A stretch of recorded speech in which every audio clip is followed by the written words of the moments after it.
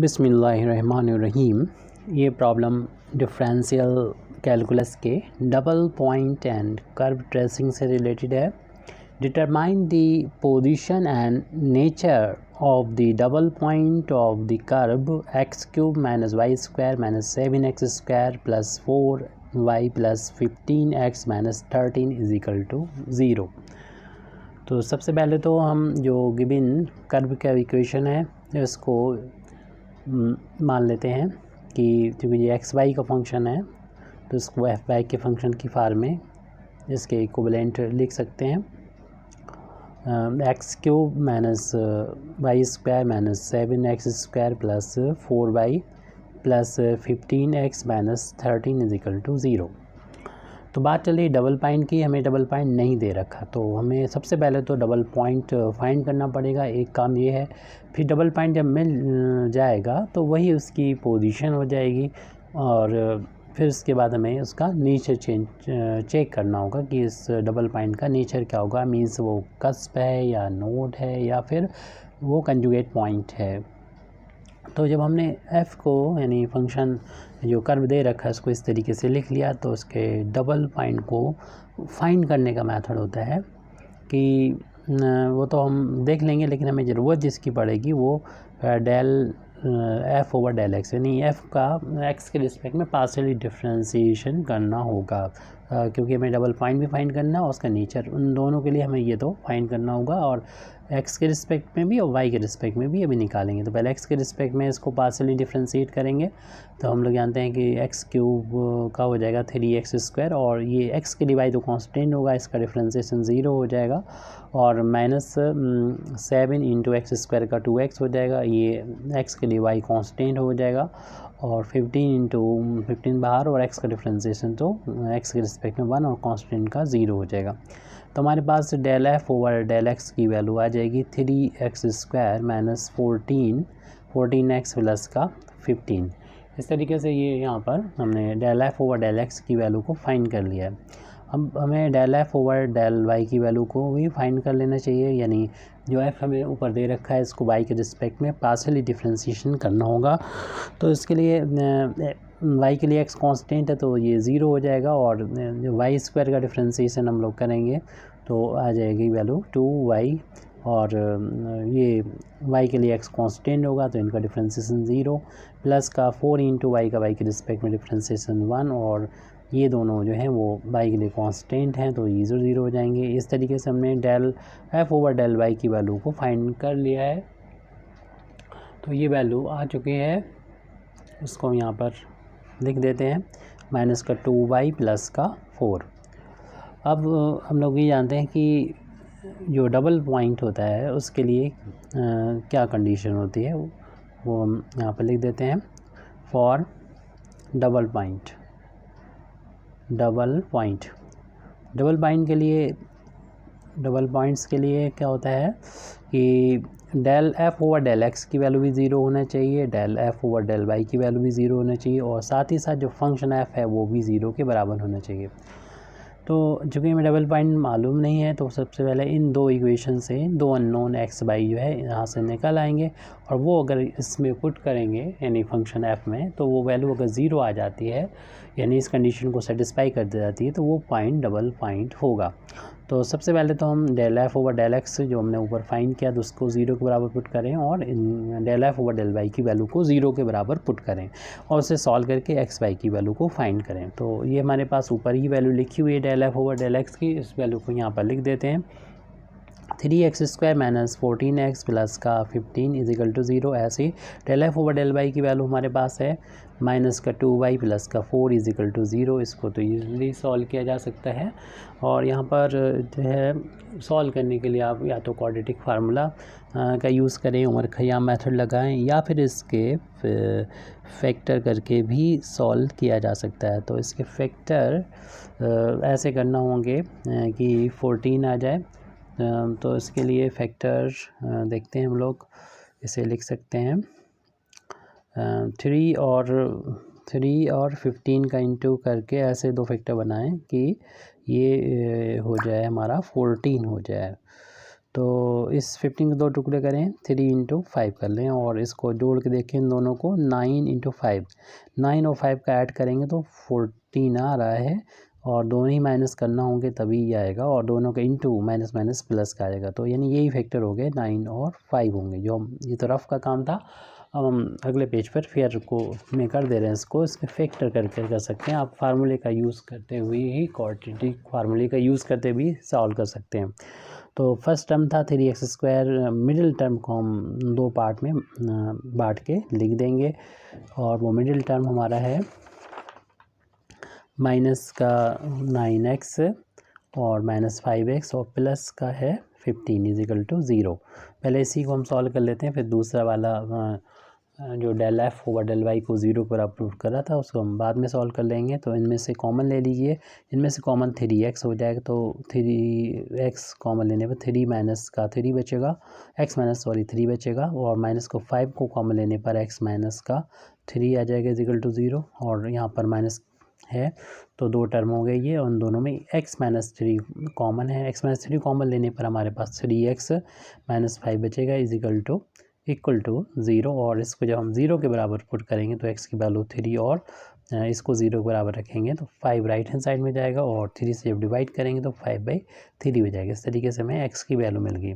दूसरा हमारा सिंपल सा था, तो माइनस का 2y और 4 को जब हम राइट हैंड साइड में ट्रांसपोज करेंगे तो -4 हो जाएगा और minus minus cancel, y is equal to 4/2, यानी ये y की वैल्यू 2 आ गई।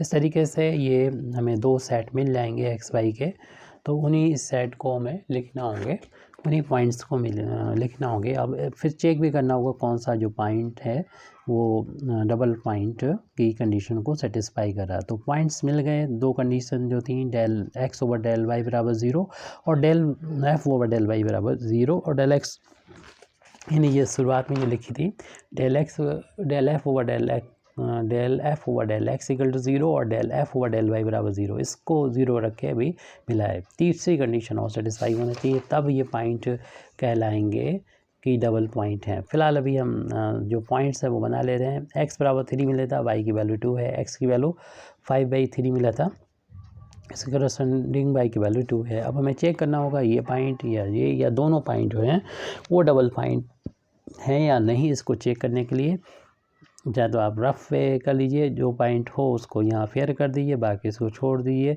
या दोनों को हम दिखा सकते हैं कि f x की वैल्यू 3 y की वैल्यू 2 रखने पर इस फंक्शन में क्या ये सेटिस्फाई होगा। तो इस फंक्शन में यहाँ पर रख दीजिए, तो जहाँ पर x मिलेगा, x की पावर यहाँ पर 3 है, यानी 3 की पावर 3 माइनस फिर y² था तो 2² हो जाएगा, -7 इंटू एक्स की जगह पर 3 उसका square plus 4 into 2 plus 15 into x यहाँ पर 3 और माइनस का 13 और क्या राइट हैंड साइड के इक्वल आएगा, तो इसे हम चेक कर लेते हैं। तो ये तो हो जाएगा 27 माइनस 4 माइनस ये 9 हो जाएगा और 7 के साथ इंटू के 63 प्लस का 8 हो गया और ये 45 हो जाएगा, माइनस का 13।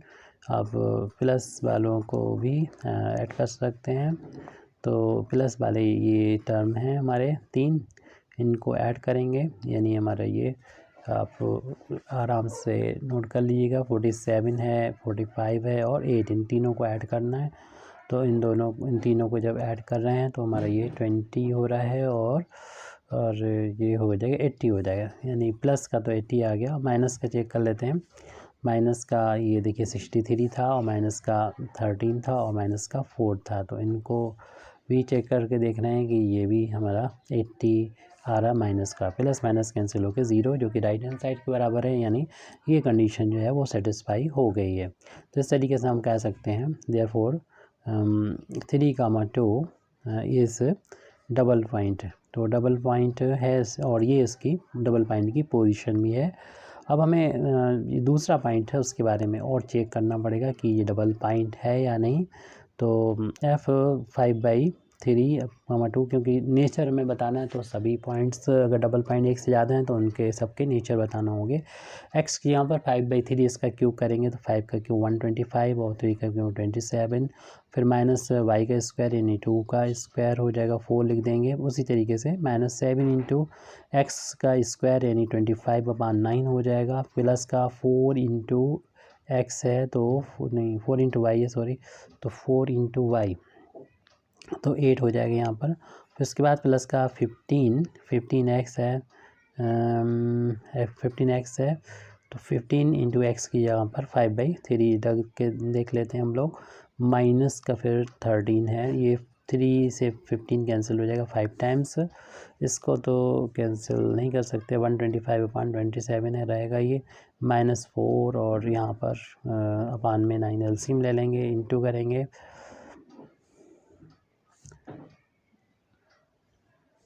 ये 175 हो जाएगा। कैलकुलेशन चेक कर लीजिएगा आप।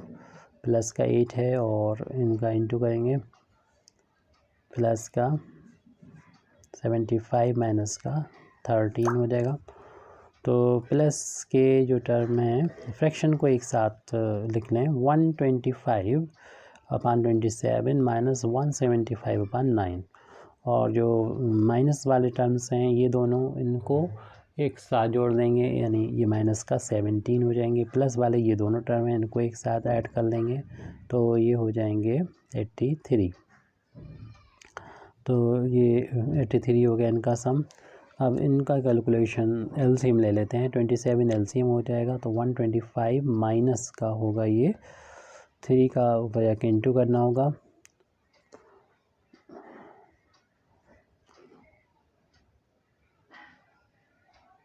जो भी है इतना इंटू करने के बाद आप इसको चेक कर लीजिएगा, इतना ही आ रहा है ये।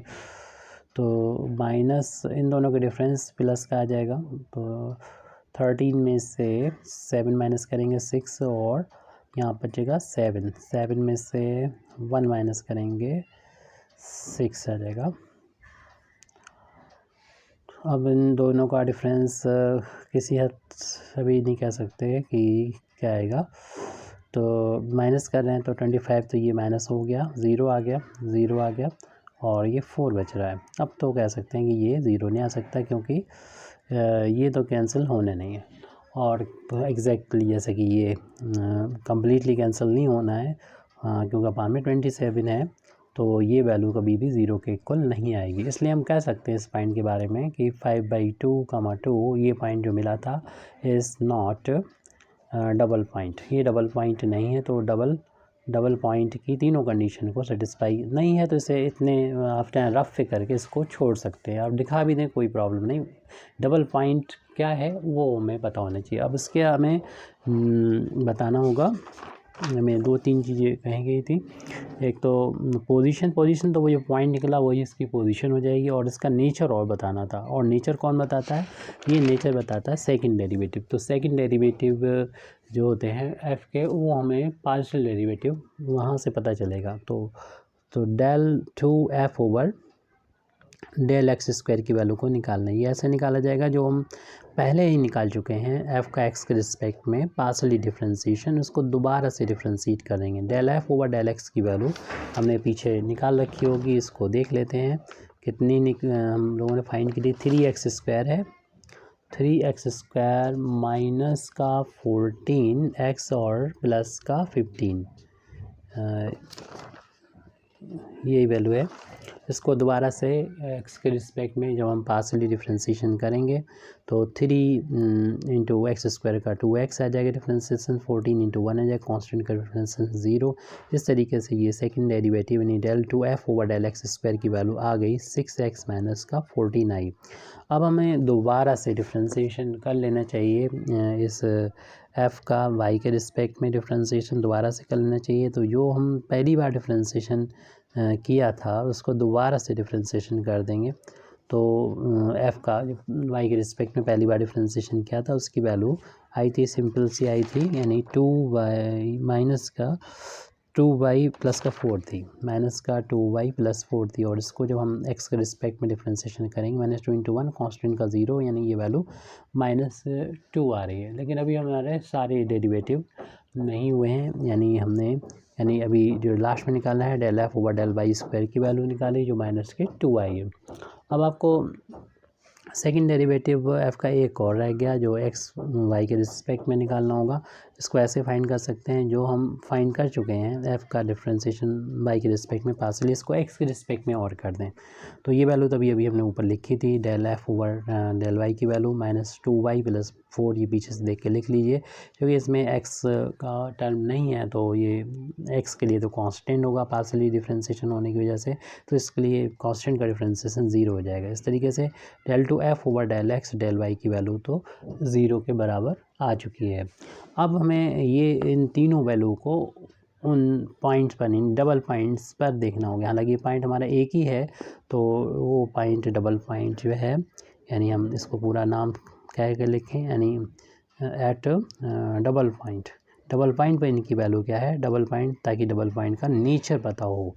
तो नेचर पता करने के लिए हमें ज़रूरत होती है सेकंड डेरिवेटिव की, एफ के पार्शियली डिफरेंशिएशन की।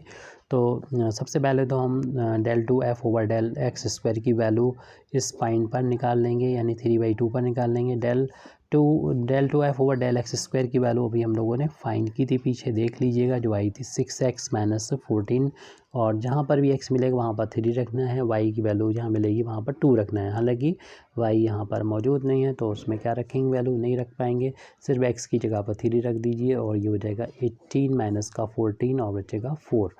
तो ये हमें सेकंड डेरिवेटिव की वैल्यू मिल गई एट डबल पॉइंट पर। और सेकंड डेरिवेटिव की वैल्यू y के रिस्पेक्ट में भी हमें डबल पॉइंट पर वैल्यू निकालना है, यानी 3, 2 पर निकालना है।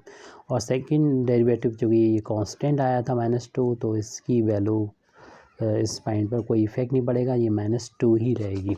और इसी तरीके से हमारा जो थर्ड वाला है उसकी वैल्यू भी, यानी del two F over del x del y, इसकी वैल्यू भी चूँकि कांस्टेंट है, तो डबल पॉइंट पर ये वैल्यू निकालने पर कोई भी इस पर इफ़ेक्ट नहीं पड़ेगा, ये एज इट 0 रहेगी।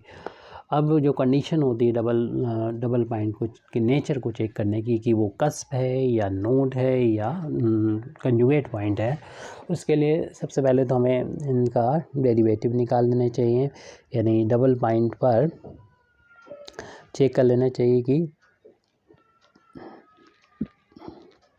Del two F over del x square की वैल्यू और del two F over del Y square का प्रोडक्ट निकालना चाहिए। तो ये दोनों वैल्यू जो हैं, इसकी वैल्यू तो 4 है और ये वैल्यू -2 है, और इनका मल्टीप्लिकेशन जो है वो कितना आ चुका है, -8 आया है। और ये वैल्यू जो है वो कम है इस 0 से, जो कि सेकंड डेरिवेटिव है एफ़ की, तो ये वैल्यू कम है, यानी del two F over del x del y से, क्योंकि आपको मालूम है 0 ग्रेटर होता है -8 से। तो ये वैल्यू, तो हमने ये सभी चीज़ें जो चेक की हैं, यानी ये वैल्यू ग्रेटर है इस वाली वैल्यू से, ऐसे कह सकते हैं। This implies that del two f, क्योंकि हमने इसी रूप में पढ़ा होता है, इसी फार्म में पढ़ा होता है, तो इसके स्क्वायर की वैल्यू को हमें चेक करना होता है, क्योंकि 0 का स्क्वायर करेंगे तभी ये वैल्यू इतनी ही रहेगी। तो del two F over del x del y का होल अब स्क्वायर को हमें चेक करना होता है, यानी ये वैल्यू 0 के स्क्वायर ग्रेटर होगा इन दोनों के प्रोडक्ट से, यानी del two F over del x square और del two F over del Y square. यहाँ तो ये कंडीशन सेटिस्फाई हो रही है, ये ग्रेटर देन वाला साइन आ रहा है, इसलिए ये पॉइंट जो है इसके बारे में कह सकते हैं। ये पॉइंट किसके बारे में था, 3, 2 पर, यानी ये चीज़ जो देखी है हम लोगों ने वो 3, 2 पर देखी है। तो ये कंडीशन इस पॉइंट के बारे में हम कह सकते हैं, this implies that the point जो है, द पॉइंट, यानी ये डबल पॉइंट कह सकते हैं, डबल पॉइंट जो 3, 2 है वो एक नोड है, क्योंकि नोड की ही ये कंडीशन होती है जिसमें ग्रेटर देन आता है, ये second derivative with respect to x y का होल अब इसके ग्रेटर देन दे। अगर इक्वल का साइन आ जाए तो समझ लीजिए यहाँ पर आपको लिखना होगा कस्प लिखना होगा, और यहाँ पर अगर लेस देन का साइन आ जाए तो वो कंजुगेट पॉइंट यहाँ पर लिखना होगा। तो 3 कंडीशन होती है हमारी, ये ग्रेटर देन वाली सेटिस्फाई हो रही है तो इसलिए हमने ये नोट लिख दिया। तो नोट पोजीशन बताओगी, पोजीशन 3, 2 पर है, और दूसरा ये बता दिया कि ये इसका नेचर क्या है, नोट है। Thank you very much Indeed for listening me व आखिर दावाना अल्हम्दुलिल्लाहि रब्बिल आलमीन।